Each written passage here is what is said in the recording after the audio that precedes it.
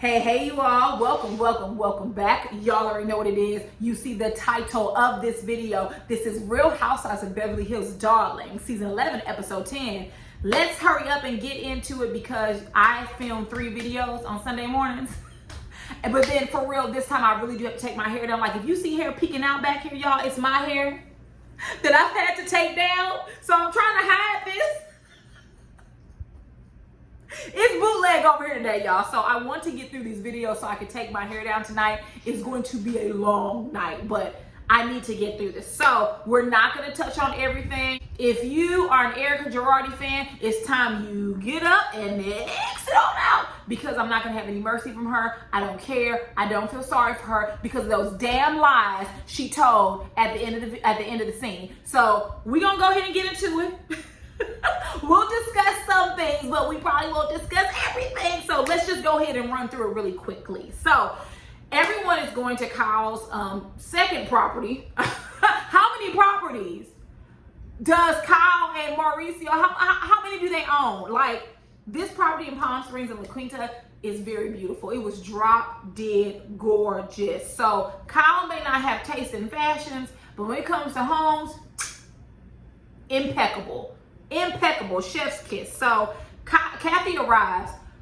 Sidebar, I want Kathy and Nivea to do a show. To hell with Giselle and Portia on the chat room. I'm gonna need Kathy and Nivea on Bravo, and I need them to talk about these shows because they are naturally funny. Without even trying, they are naturally, like her and Nivea, dare I say, I love them on the show. I love their characters on their respective shows. So I need them on the show ASAP. But Kathy arrives and she's like, listen, I don't drive myself anywhere. I'm a rich white woman. People drive me, okay? I drove here, it took 2 hours and my knees hurt. Where's the bellsman? Where the bellman at? And Kyle's like, boo, this is not the Waldorf Astoria Hotel. This is not the Hilton Hotel, baby. Get your own bag. I was like, that Kathy, I want to see Kim, Kathy, and Kyle in a scene. Because y'all know that Kim is unhinged, baby. you know how Kim will come and mess it all up. And then Kathy is naturally funny. And then Kyle's just somewhere in the middle being goofy and bouncing around. So the women begin to arrive. I think Crystal and Garcelle will stay at a hotel, which cool, right? If I was Garcelle, I wouldn't stay there either because one, y'all just got over COVID. No ma'am, and that was 3 weeks ago. I'll stay in a hotel. Crystal, we don't want a part 2 of Lake Tahoe. We don't want that. We know that Sutton obviously doesn't respect boundaries, so you be in a hotel with the door that locks. So I'm here for it. We see Erika, she's closing her clubhouse, and so what? That's what you gotta do when you broke. You gotta make money for other things. You broke if I broke, you ain't got it. I don't care. I don't care. She closed her clubhouse, but she still has a home to live in. There are plenty of people during the pandemic that lost their jobs and couldn't pay their bills. I don't feel sorry for Erika. Do not cry for me, Argentina. We're going to go ahead and move right on along. So, the ladies, while they're at Kyle's vacation home, or one of her many vacation homes, they are discussing Tom and Erika because that is the theme, apparently, for the rest of the season. So, we just might as well be firmly planted here because that's what it is. So Dorit points out that they were due in court this morning, in federal court in Chicago. The judge apparently, I think he froze Tom's assets because he was unsure or he felt $2 million, it was assigned inappropriately or something like that, or used inappropriately. So he froze them assets and you can't use your own money, right? And Dorit has been there. Apparently her husband was sued by someone, and I think it took place long before she even met PK.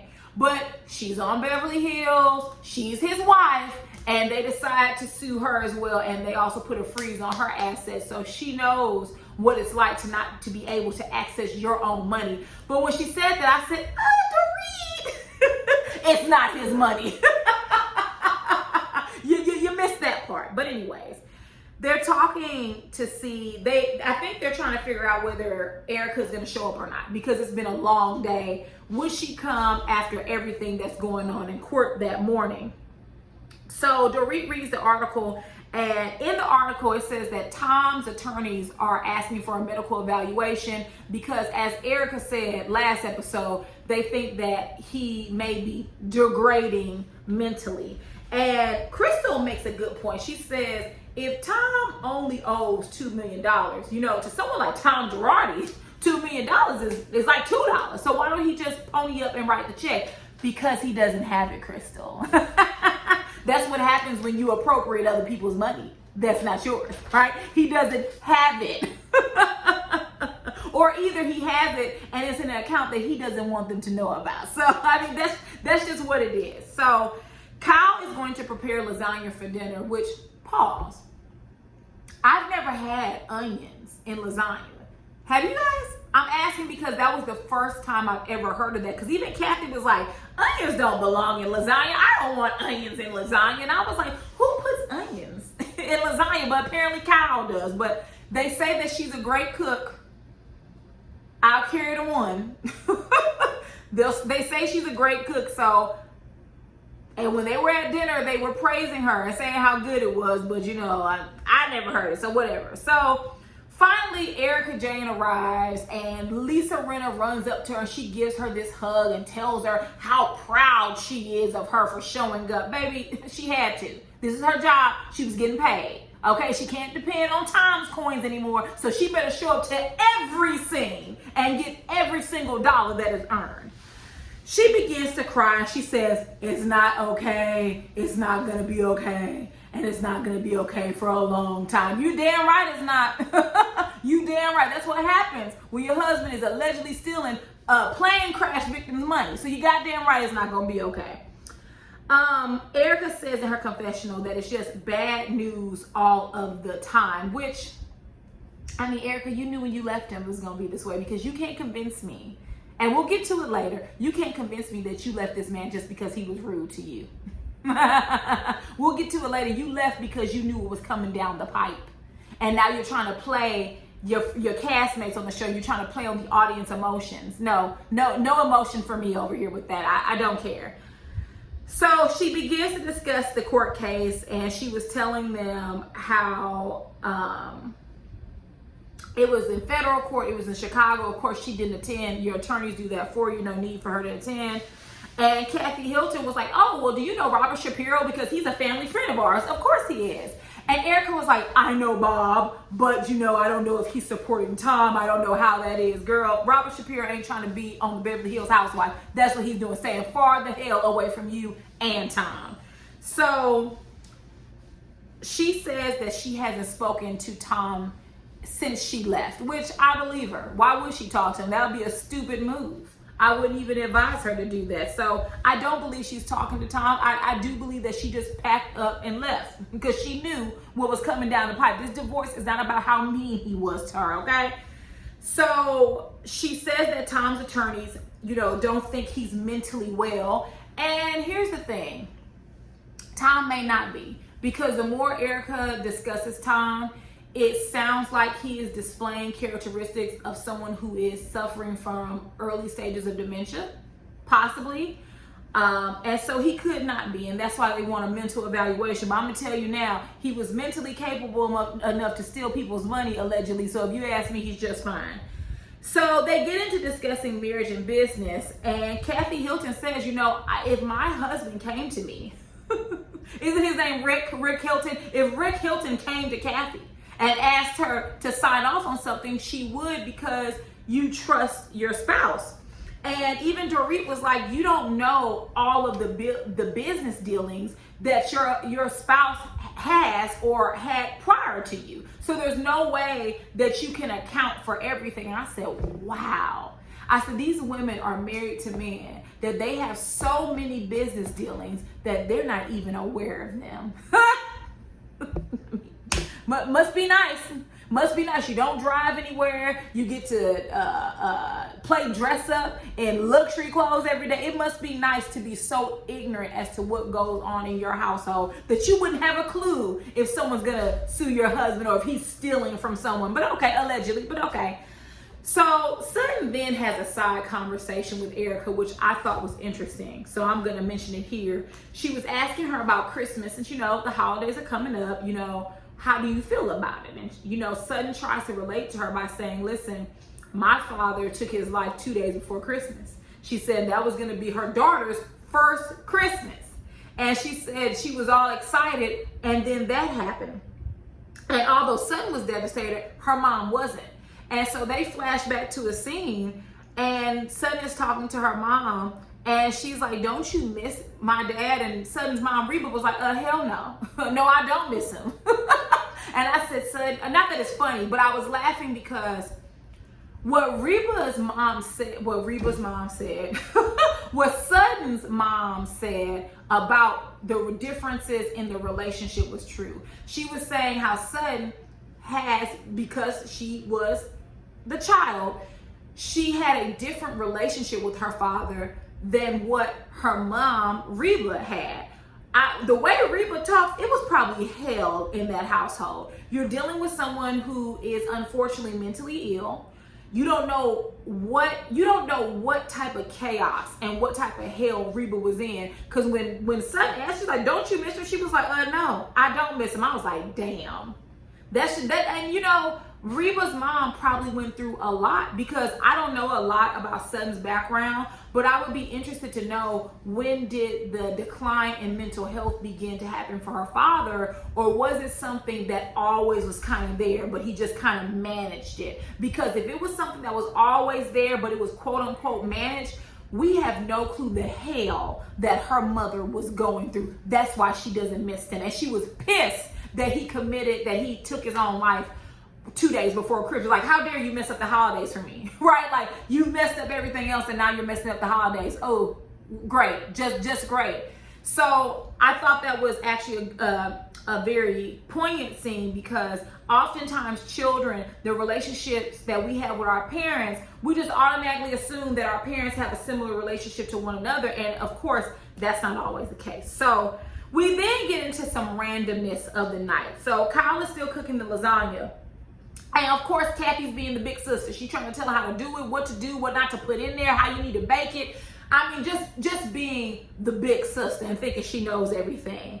Erika and Lisa are outside, and I thought it was interesting that Erika was telling her, oh, they have a heated pool here.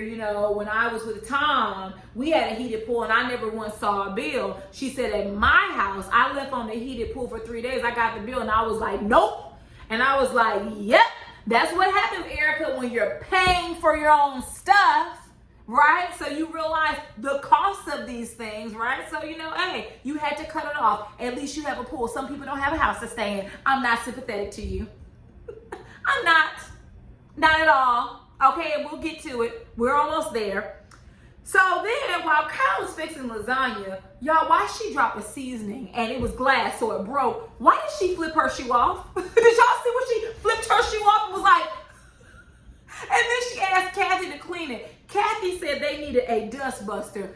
Honey, Kathy, Kathy, you don't clean up glass with a dust buster. And then she got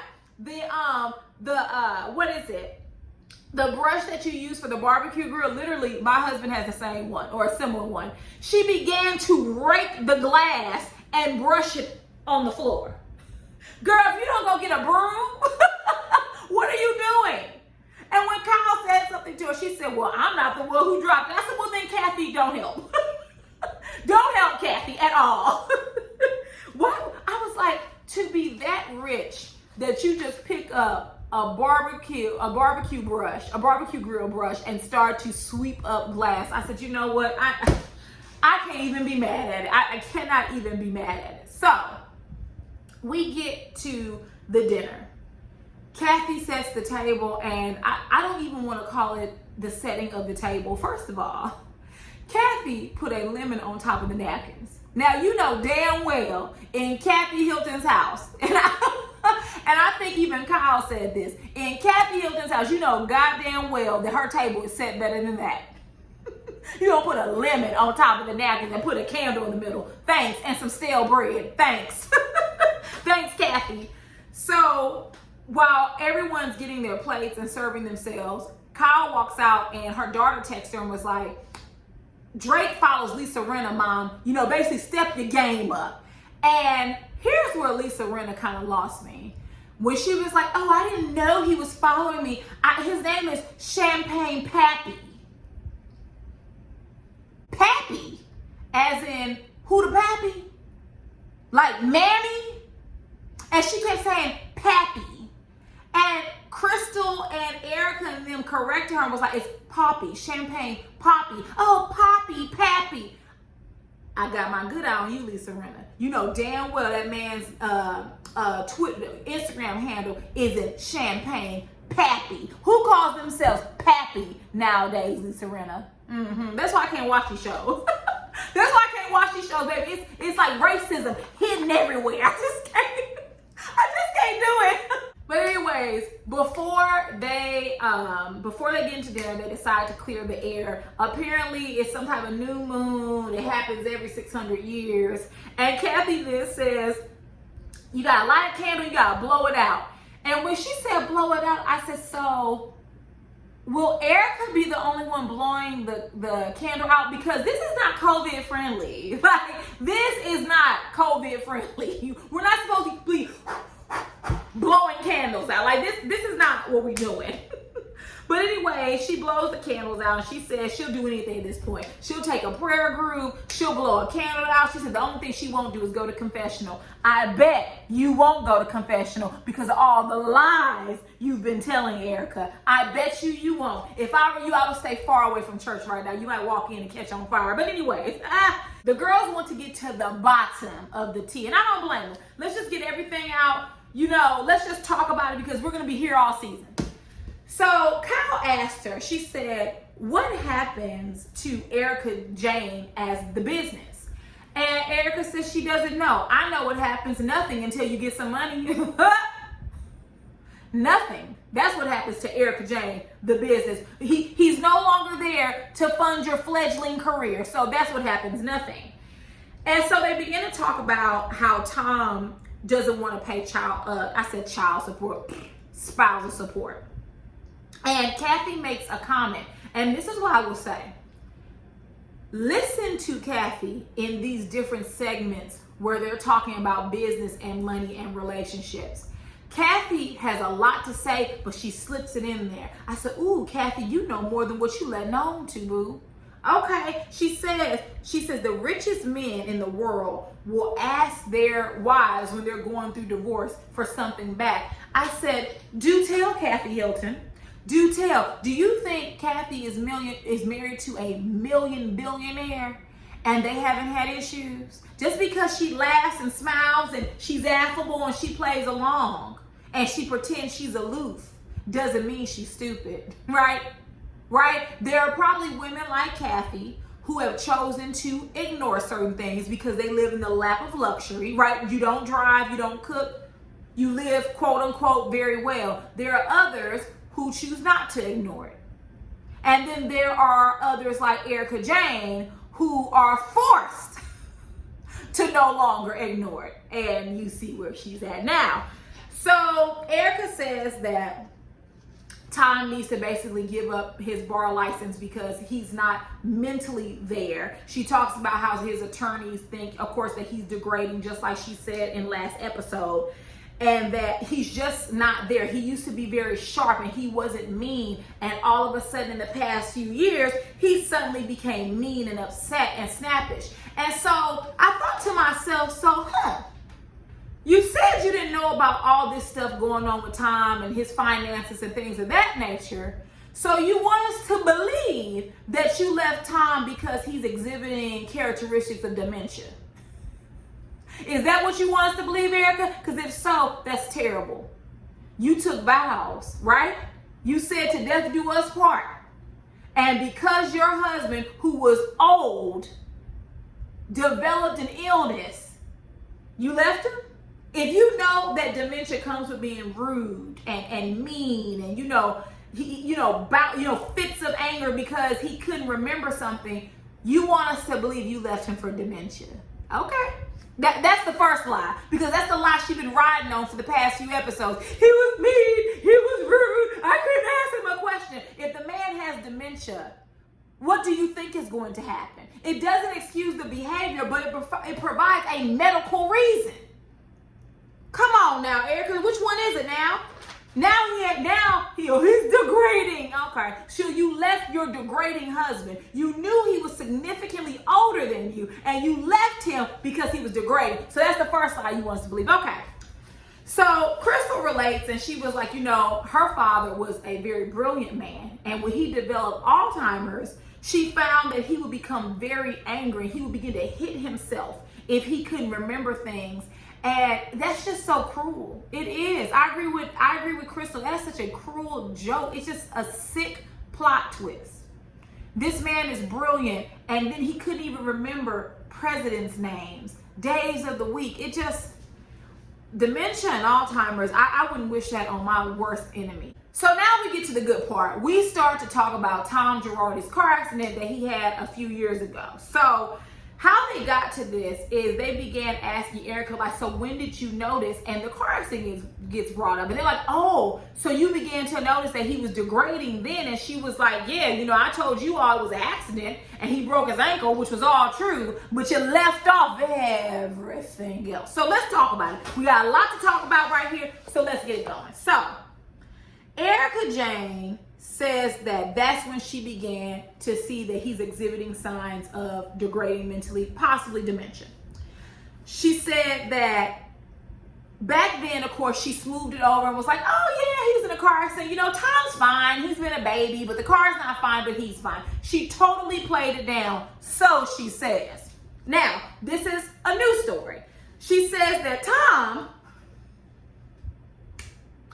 was unconscious for 12 hours. And then he broke his ankle, he broke his shoulder, and he had a head injury. Now, all of this she left out, right? Something as serious as this. Multiple injuries in a car accident. So when they asked what happened, Kyle was like, did he run into a wall? Like, my God, what happened? She said he drove off a cliff. I wrote it down. She said he drove off a cliff. The lies, the lies, the lies, the lies.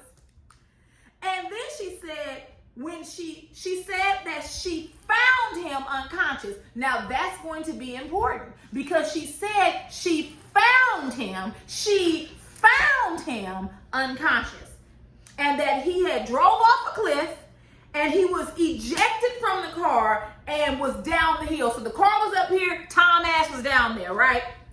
So we get to Sutton, her confessional. Y'all know I don't see it for Sutton, but I 100% agree with her. I can't keep track of the story. Either he's in the car, he's out the car. She said he drove down a cliff, but then she said it was a steep hill. A cliff and a steep hill are two different things, right? Now, both are scary. I don't want to see anyone go off a cliff or a hill, but a hill is very different from a cliff. So then she says that he went from falling or driving off the cliff to he tumbled down a steep hill. He drove off the cliff, right? Drove off. Now he tumbled down a steep hill. Okay. Can y'all keep track of the lines? Because I can't. So now we're on to the second part of the story. Kyle asked Erika, well, when did you go looking for him? Because remember, Erika said she found him unconscious. So to find someone means that you came across them, you were looking for them, and you finally was able to discover where they were. Erika says Tom called her.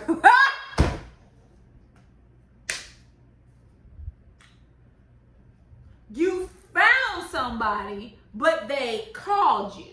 Okay, so she didn't find him, right? She didn't find him unconscious. She's a liar, and she's lying. And she said, he called me, and I said, where have you been? I assumed he was with another woman. Bruh, so you telling me, okay, let's just get to it. So Kyle was like, what woman did you think he was with? And Erika says, any of them. Just take your pick.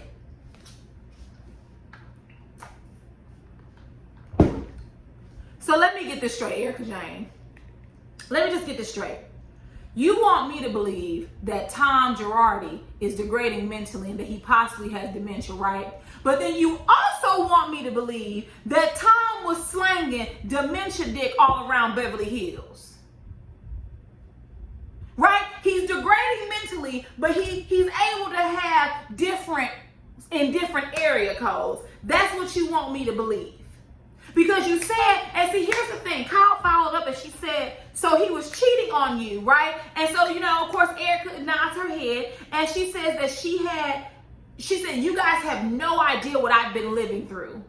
Living through? Baby, you could have left at any point in time you wanted to. Right? Don't play with me with that. Like you were just some woman. You were in a hole someplace. Baby, you were on a show. Take your checks. Cash in them purses, cash in that jewelry, go to Lee's Pawn and Jewelry for all I give a damn. You could have left and had the money to leave, right? Don't play with me. So she said that she never went through Tom's phone, ever. But then when Yolanda divorced David Foster, the thought ran across her mind to check Tom's phone. Now let me tell you something. Tom is an attorney. He probably has multiple phones. But you checked one of them phones and you found text messages, you found pictures, and you have reason to believe that at least one of the affairs, it was years long.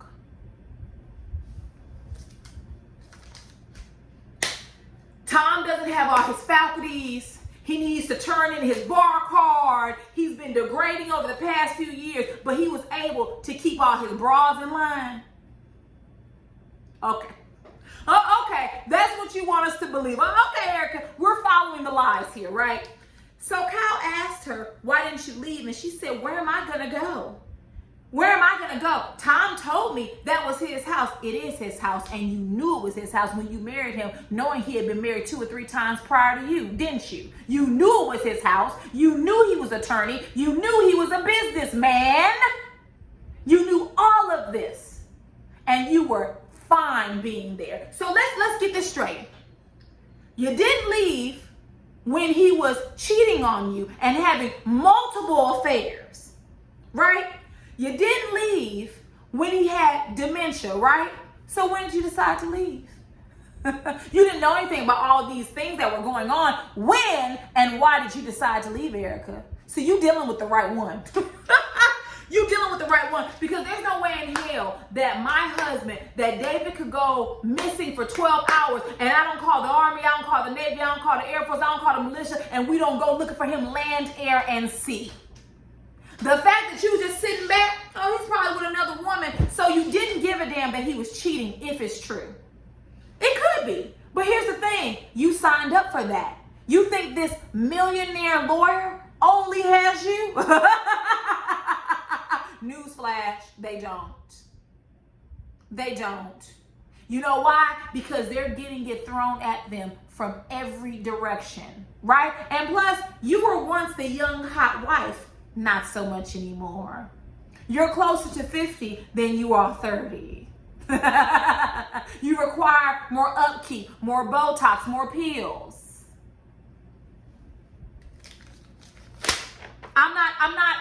I was never buying what she was selling. Come on now. Tell me, where was she supposed to go? You have jewelry, you have expensive luxury items, you have clothing, you have bags, you have shoes. If you really wanted to get away and you didn't have any money, you could have sold all them things and rent you out an apartment. You could have left. You chose not to because you was living good and eating good. Get the hell out of here. Get the hell out of here. So, these are my thoughts.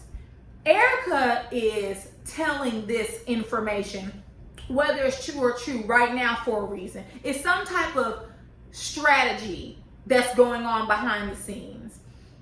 Not quite clear what the strategy is, but it's something there, because she started off saying she was divorced because Tom was mean. Now she's told us that he has dementia and that he was cheating. So either you left him because he had dementia, or either you left him because he was cheating, or you left him for some other reason. So here's the thing, you have more money now than you did then? Which one is it?